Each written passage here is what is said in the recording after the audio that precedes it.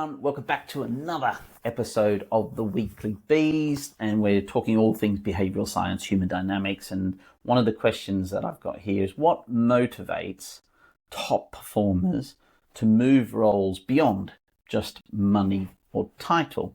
It's so interesting. There's been loads of research on this to show that money and pay is not necessarily the strongest motivator for people wanting to move roles and jobs.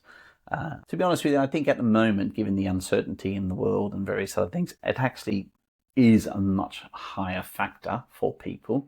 And so what that means is actually people are just staying in jobs.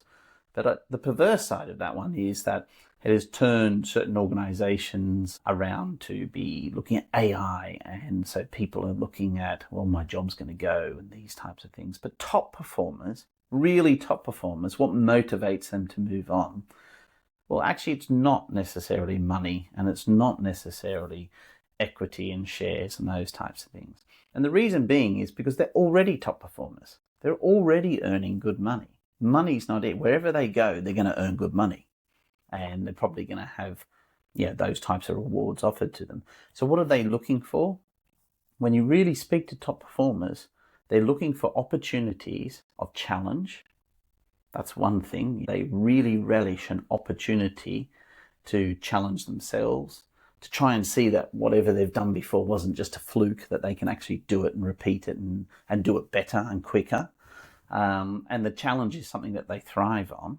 And with that challenge also, they want to understand that what they're doing is actually having a real tangible impact. So they actually have an influence on the direction of the company, the business unit, whatever they're in.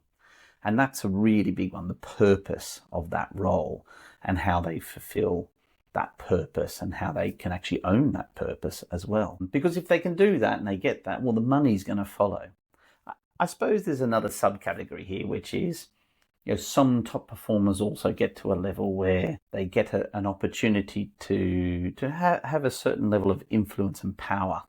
And that level of influence and power is actually quite intoxicating. It's good to be in. You get opportunities to meet wonderful people and be a part of something great. There's also a dark side to that. But really, if you look at top performers, I think this is it, about purpose, challenge, tangibility, and a bit of authority and power thrown in there for good measure. Love to hear your comments on it. Put them down below. Come and have a chat to us. See you next time, Weekly Bees.